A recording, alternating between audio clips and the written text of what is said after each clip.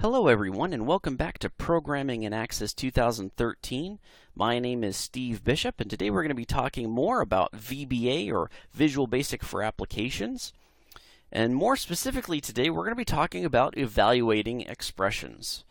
Now evaluating expressions are a very basic and prime and very important aspect of Visual Basic and really for any programming language that you're going to encounter, because what evaluating expressions do is they determine what it is that your code is going to do. It determines the flow of the code, okay? Because certain circumstances are going to be in place that you want to execute this code under this circumstance or do this code in this circumstance.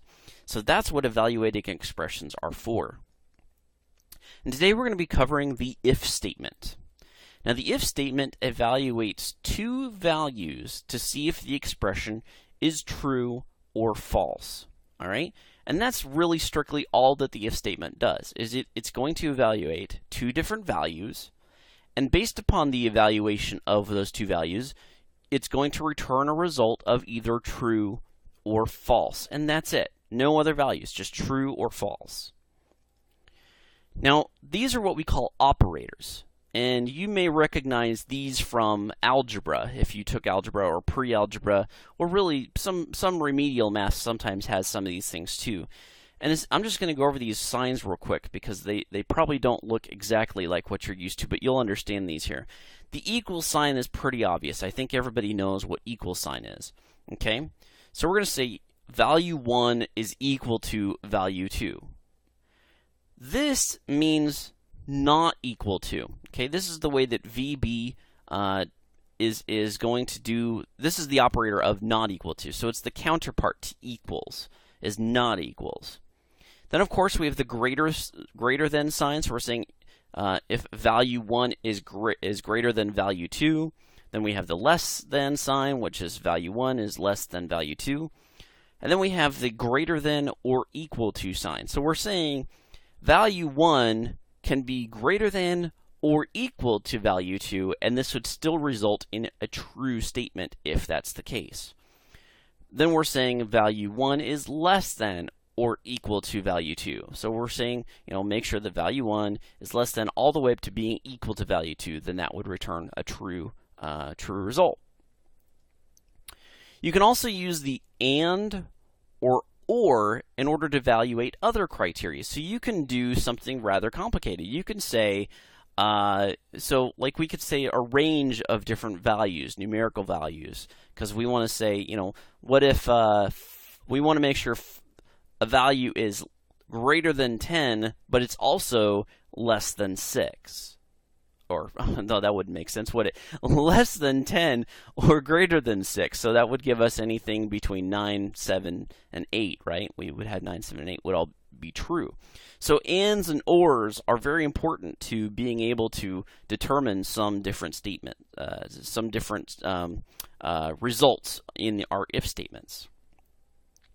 Now, when you're doing an if statement, you must use the if, then, else, an end if code block, and I kind of missed the if part at the end if, but you'll see that this is a very common theme amongst all of the code that you write in Visual Basic.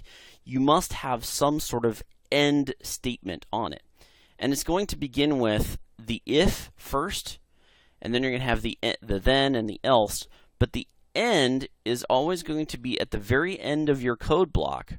Okay, that is going to say, I am ending this if statement.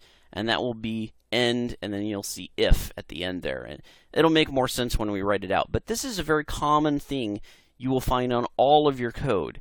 Every code block must end with this end statement. And you're going to specify what the end of it is. Like I said, you'll see this and it'll make a lot more sense. But I could have probably done a whole video on this code blocking. Maybe even included it in the way that we segment out our code. But you'll see, we'll use the end statement so frequently that it'll just become second nature to you, and you'll see how important it is. Now, just like in algebra or pre-algebra, you can use parentheses to separate specific evaluations. And I don't know if you remember this, but you use those parentheses for things like, let's say, 2 plus 2 divided by 6. Well, depending upon which two of those numbers, 2 plus 2 divided by 6, if you put parentheses around the 2 divided by 6, you'll get a completely different result than if you put parentheses around 2 plus 2, right? Because 2 plus 2 equals 4, divide that by 6 comes up with one result. But 2 plus, and then put parentheses around 2 divided by 6, you'll get a whole other result based upon that evaluation, okay? So where you put parentheses is very, very important to how your evaluations are going to be done. So let's use an example. Let's just do a quick, simple example. This is if 2 equals 2, then. So you must begin your if block, your if code block, with the if statement, followed by the evaluation, what it is you're going to be evaluating. Value number 1 equal to value number 2. Followed by the then statement, okay, the then keyword. So if 2 equals 2, then. If this is going to be true, then it's going to be immediately followed by some bit of code that you're going to do, that you want to have the system perform. And in this particular case, just as a marker to myself, I just say do something, and you'll notice I prefix this with some sort of apostrophe. And the apostrophe basically tells Visual Basic, this is not actually code, this is a comment.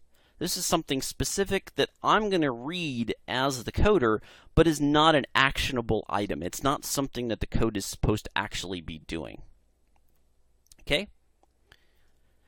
Then we follow it with the else statement. Now I just want to tell you that the else keyword is not required.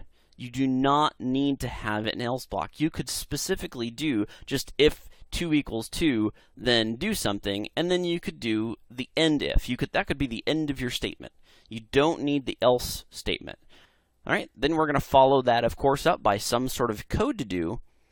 If the evaluation, if the expression does not evaluate to true, then you're going to do something else in this else statement. And then that's going to be followed by the end if set of keywords here. So this is saying if 2 equals 2, then do something in code. Okay? If 2 does not equal 2, that would be where the else statement comes into place, because then we're going to say do something else. So you're going to do this code if this is true, do something else if this is false, if this evaluates to false. So then, of course, we end our if statement with the end if statement. All right, so our if block, our if code block here is going to always end with an end if statement, so that VBA knows this is the end of the entire if code block. Now, a more real-world example would be something like this. Dim x as integer, and you'll notice I have a comma here, followed by yes, no as Boolean. Now, this would be the same as if I had put this yes, no as Boolean down on another line, and dim did as well. This is just kind of shorthand so that I don't have to keep repeating the dim statement and taking up a whole bunch of rows here in my code. I can just simply say dim x as integer and yes, no as Boolean. All right? So now we're going to assign x a value of 2, and then we're going to say evaluate. If x equals 2, then do something. We're going to say, we're going to assign the yes, no Boolean variable here. We're going to assign it a value of true. Else, so if x is not equal to 2, then yes, no equals false. All right? And then, of course, we always end our if code block with an end if statement. So if x equals 2, then set the yes, no Boolean variable here to true. Else, so if x is not equal to 2, then yes, no equals false, and end if. So that's more of a real-world example, and I'm going to go ahead and back out here and go into Access, and let's actually do something here, a little bit more fun. I want to go to my event handler here for the click event on the button. And you know what? Before I do that, I'm going to change this. I'm going to go ahead and let's do this. Let's make this a checkbox. Let me see if I can do this. I might have to delete this. I don't think I can change this to a... no, I can't. Okay, so I'm going to do this. I'm going to take this, I'm going to delete it, and I'm going to make this a checkbox. Okay? And I'm going to say yes or no. All right? So this is a checkbox, right? And I'm also going to give it a default value of false. That way it's going to start off unchecked. And I also need to give it a name. So check yes, no. All right. So this now has this check yes, no checkbox is going to start out with a default value of false. All right, and let's see what that looks like. You'll see it says yes, no is unchecked. Okay. And then in my go button here, I'm going to go to the on-click event, and let's get rid of this here. Let's just delete that. So we had dim x as integer, and we put a comma, yes, no as boolean. All right. Then we're going to say x equals 2. If x equals 2, then yes, no equals true. Else yes, no, no equals false. And if, and then what we're going to do is we're going to assign the value from the yes, no to the checkbox. So we're going to say check yes, no equals yes, no. All right. So what we're doing here is that evaluation. We're saying x equals 2. If x equals 2, then set the yes, no boolean to true. If it is not equal to 2, then yes, no equals false. And then whatever the value is of the yes, no boolean, we're going to assign to the checkbox yes, no. Let's see what happens when we run this, okay? Right now it's unchecked. If I click on go, we magically get our checkbox checked to yes. All right, see how neat that is? And just so you can see what happens here, oops, I hit the wrong button there. Just so you can see what happens if that does not evaluate to true. Let's go x equals 3. All right, save that. And let's view it. Click go. And our checkbox disappears because 3 does not equal 2.